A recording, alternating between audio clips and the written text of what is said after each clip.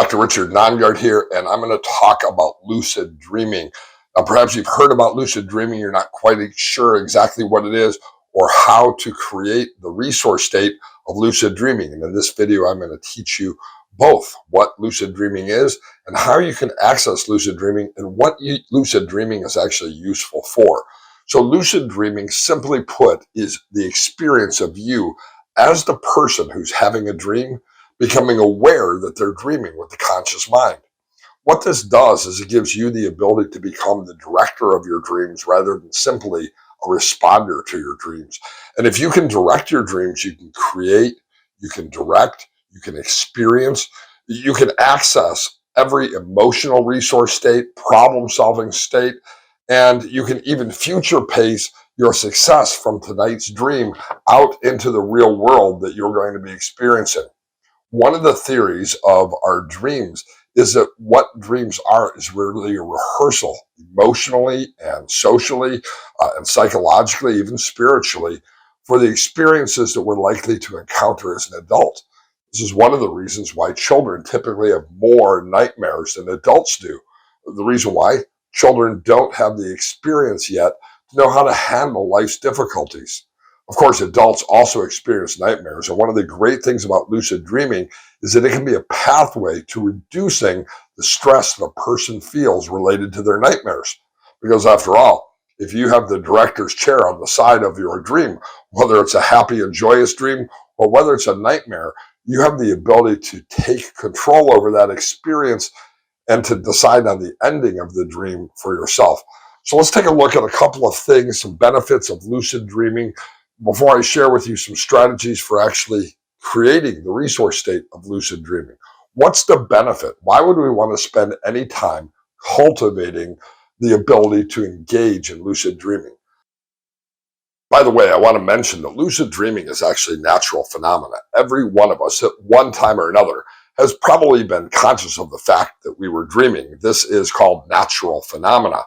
What we're going to try to do is learn some strategies so that we can actually elicit this natural phenomena on command or more often. Now, even if you practice some of the techniques that I'm going to be sharing with you, it's unlikely that every night you will have incredible lucid dreams that you're the director of. But by using some of the techniques that I'm going to share with you, you're going to be able to derive the benefits of lucid dreaming, and you're going to be able to increase your capacity for experiencing the phenomena of lucid dreaming. So let's take a look at why we would want to elicit lucid dreaming in the first place. And one of the reasons why is because we have increased problem-solving skills. Now, anytime we have a difficulty or a situation in life, whether it's dealing with an employer at work, a family member, or even making choices in life about whether or not we should engage in this career path or that decision-making ability, we have to be using our problem-solving capabilities. What dreams give us the ability to do is to actually rehearse the experiences of our real world in our nighttime sleep cycles. This, by the way, is a real process of the brain. If you are thinking, you are actually creating. Everything that exists in the world had to be a thought first, and it may as well come in the form of a dream. And so every solution for every problem you have can actually be a thought or a dream first. And so lucid dreaming gives us a pathway to increase our problem-solving skills, to contemplate how we would speak to this difficult person in a conflicted relationship, or how we would solve this problem if we were to, making a pleasant problem here, win the lottery and get $1 million. No matter what problem it is, lucid dreaming gives us a pathway, like a meditation process, in the nighttime to engage in a rich problem-solving process. The next element of lucid dreaming is to gain deeper insight into our experience as people. So often we go through life mindlessly rather than being mindful. And one way to practice mindfulness is through lucid dreaming, to see our connections to others, to see our emotions from the vantage point of a second perceptual position or from the director's chair, and to see how it is we engage in problem solving and what the outcomes of those problems are. We can also perhaps engage in insight related to why it is that we do the things the way that we do. Do you struggle with any repetitive behaviors, habits, addictions? I think lucid dreaming is a great way to be able to develop insight into the whys so that we can make the changes that are necessary. In fact, in psychotherapy, we've spent a lot of time talking to clients about whys, and clients actually have the ability in their nighttime experience to look at the whys behind the repetitive, the maladaptive, the unhealthy, the addicted behavior that's chained them to the problems that they've struggled with over the years. Without a doubt, the research actually shows lucid dreaming is a tool for those who have nightmares. Now, we know that nightmares are often associated with post-traumatic stress disorder. Those are clients who very well may have nightmares on a repetitive and ongoing basis. But even clients without PTSD will at one time or another manifest nightmares. Even me, Richard the therapist, occasionally has distressing dreams, nightmares. In fact, the research actually shows that we're more likely to have dreams of negative emotions than dreams associated with positive emotions. Now, lucid dreaming can probably shift that balance some, but but but even those who consider themselves to be psychologically flexible and self-aware, like Richard the therapist, can find that they experience nightmares and that the distress of those nightmares can be alleviated by entering into a lucid dreaming state. The fourth benefit of lucid dreaming is creativity and imagination. I love creativity. I feel my best when I'm creating, whether it's writing a new book. I just finished book number 29, or whether it's writing a poem, or whether it's coming up with an idea for a new YouTube video. Creativity is something that has encouraged me throughout my life. I enjoy art. I enjoy music. I enjoy creativity on many different levels.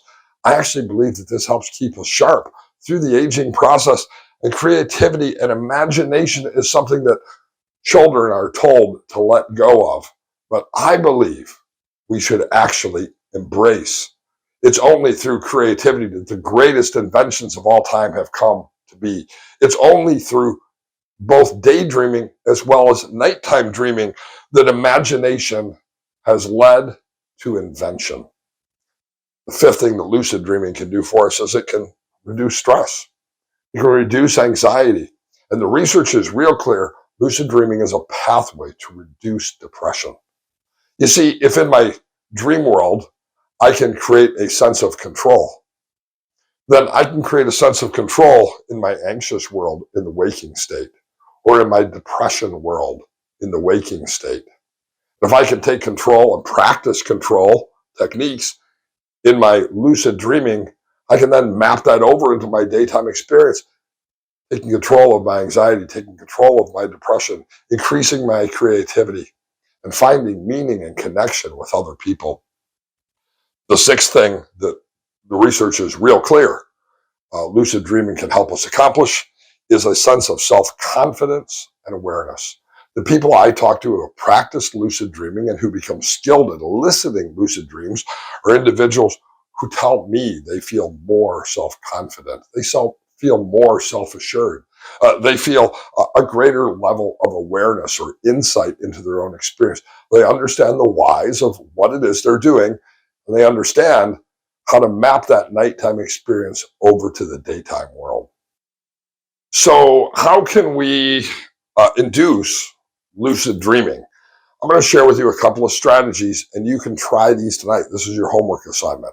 So when you're done watching this video, whether it's in the evening time and it's time to go to sleep, or you're going to take a nap after this video, you can engage in one or more of these processes. And the first is called the WILD process, and that stands for the wake-induced lucid dream. Now, how does the wake-induced lucid dream occur? Well, it occurs as we enter into the sleep stage by visualizing what it is that we would like to be dreaming about. Whether this is the emotions we would like to experience in a dream, or the details of dream imagery we would like to experience, or the setting or the place of the dreams that we would like to have take place. We can engage in a wake-induced lucid dream setup by spending a few minutes in the earliest stages of sleep, creating that visualization. And as we create that visualization, as we pay attention to the muscles in our body and allow them to relax, as we pay attention to our breath, let the breath become smooth and rhythmic as we enter into a deeper level of sleep, we can magnify and pay attention to the details of the visualizations that we're creating with the waking mind. What this allows us to do is enter into the sleep stage with visualizations in place, a waking-induced lucid dream that likely will carry with it through the entire night. Now, we know that we dream, of course, at the end of the sleep stages in REM, but we actually dream in the other sleep stages as well. And we can carry this visualization into each one of these levels of sleep. At first, being aware of our visualization, and then thinking about with the sleeping mind our visualization, and then with the REM mind creating with that visualization that we've brought as a result of waking-induced lucid dreaming. Now, another way to do lucid dreaming is to practice the mild method, MILD, of lucid dreaming. This stands for mnemonic-induced lucid dream. What we're going to be doing here is we're actually going to be setting an alarm for the most likely time in our sleep cycle for us to be having longer and deeper dreams. Now, the first couple of hours of the night are when we tend to have dreams that are not as detailed. They tend to be shorter.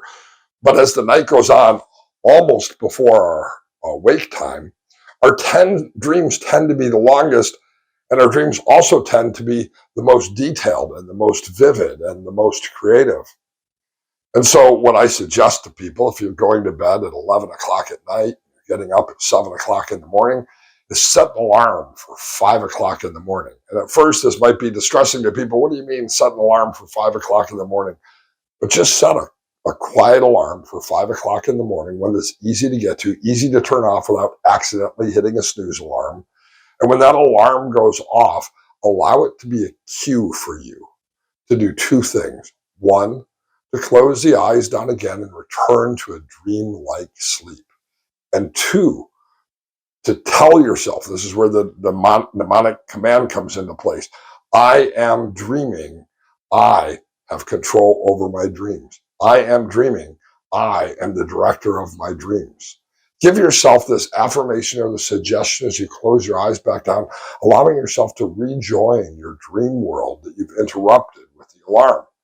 This is a powerful technique that many people have reported to me have helped them to make sure that they end their night of dreams dreaming with lucid dreams, which, because they've been dreamed in the latest part of the night, are probably the easiest dreams to recall and remember on waking. So that's the mild method. There's another technique called the rehearsal technique, and this is similar to a wake-induced lucid dream. What we're going to do is we're going to be using a visualization process, probably coupled with some type of meditation or hypnosis. We're going to be giving ourselves affirmations. The affirmation is, I am present in my dreams. The affirmation is, I am directing my dreams. The affirmation is, I am able to benefit from my dreams. And so we're going to be using rehearsal techniques, perhaps even to revivify previous dreams, or to establish alternatives to nightmares, or even to create new dream states. The last thing we can do that people have discussed widely is we can use certain types of supplements to actually enhance the dream experience. It's been reported that vitamin B6 is one of those things that seems to elicit more lucid dream phenomena. Another compound, it's actually an amino acid, is called 5-HTP, and it's actually sold as a supplement, an amino acid. It's naturally occurring in our bodies, but we can supplement this so we can increase the levels, and that this is associated with increase of lucid dreaming as well. Something interesting to me is that testosterone replacement therapy, the men who I work with in their 40s or 50s or 60s who are using TRT, whether that's a gel or whether that's an injection, as a way to supplement low testosterone levels, often report that one of the side effects of the testosterone, the hormone that they're boosting, is that they tend to have vivid, realistic, and lucid dreams as well. So these ideas can help us to access the lucid dreaming state. These are the benefits of the lucid dreaming state. And my hope is tonight, when you go to sleep, you'll have sweet dreams.